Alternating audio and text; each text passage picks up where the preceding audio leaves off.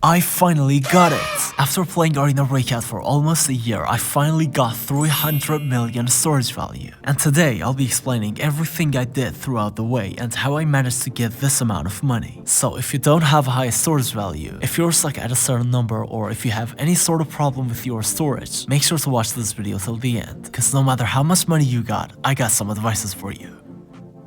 Well, if you don't have more than me actually. Make sure to hit the like button and subscribe if you want more tips, and without further ado, let's get into the video. Alright, so first let's go through every single method of getting rich. There is no special order, I'll just give you all the methods and then I'll tell you which one I think is the best and why I used it. First we have the Timia style. Timia style is basically playing normal modes and covert ops only, mostly based on looting around and avoiding any fights. And if you had to fight anyone, it's going to be against Timmies, players who barely have any skill or experience at the game. Now this method is mostly used by the Timmies themselves too. They can't play Lockdown or Forbidden cause every time they do, they die. Now is it a good way to get rich? No. Will you get rich?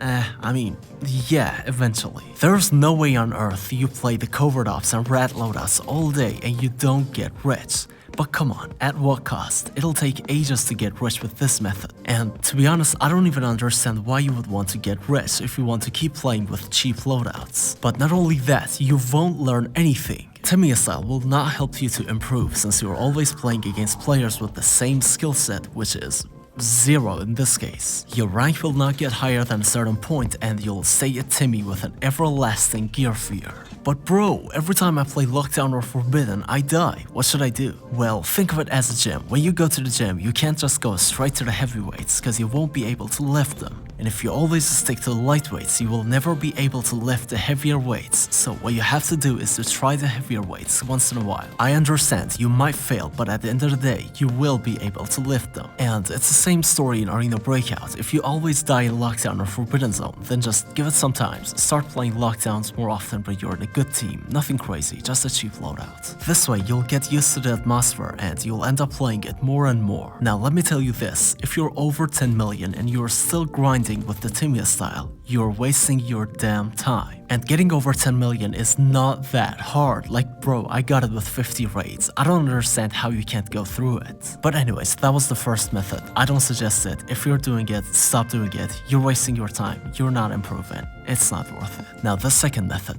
ratting. Congrats, you're the most hated species among all AB players. 90% of the times, players who use this method have never heard of anything such as a skill, and all they do is to sit in corners or camp somewhere with a sniper and stupid suppressor. I think I don't have to explain, they just rat. Now, is it a good way to get money? Again, no, but will you get money? Yes, a lot. Ratting is basically being a thief in real life. You get to get the outcome of other people's hard work. A player just wipes the whole lobby and you just go kill him when he's extracting or while he's looting or any other annoying way. Now I'm not saying don't rat at all, actually I even rat sometimes, you know, I get bored, I'm tired, I'm just trolling or whatever. But being a rat 24/7 is such a toxic way of playing and you might not know, but you're killing the game yourself. Especially if you're a good player, like bro, you got around 30 million storage value, you have some skills and yet you just rat. And remember this, rats don't usually get better at the game, they just get better at being a rat. I mean, obviously, you're trying to rat all day long, of course you get better at being such a pathetic stoop. Stop ratting, stop playing with dum-dums and leg metas only, try playing with actual guns, actual gear. I promise, if you think you're enjoying the game, you haven't seen nothing. The very first game you try to play with MK14 or AR-57, H4 and a proper T5, T6, you'll be like, damn, this is so much fun. So, it's not cool, it's not fun, please stop it. Method number 3, red farming. Red farming is when you find a red item, you plant it in the soil, you give it enough okay, that's not red farming, I thought it would be funny. Red farming, also known as safe rushing, is a popular way of playing among the pro and the semi-pro players. In this method, you have to buy all the expensive keys for a map which has the forbidden mode and you just go for the safes and your keys. If you want this method to work out, you have to have at least a 2x2 case and some startup cash, because you have to make a kit worth 80k, and since you're spending 80k, you can't just go with T4 bullets, so you have to buy stronger bullets, which is going to be another 80k, so it's approximately 150k 50k per raid. Now, safe rushing is a risky way of playing, and if you don't have a good team, it's almost impossible for you to do, because you're going to be facing players who have dozens of tacticals, M61, M62, expensive gear, and like I said, it's so hard to get it off in such lobbies. And besides that, you're going to be facing the most dangerous rats you've ever seen. Players who have M61s and M62s, snipers, MKs, T6s, flashlights, everything. And to be honest, you just not have to be a skilled player, you have to be an experienced one too.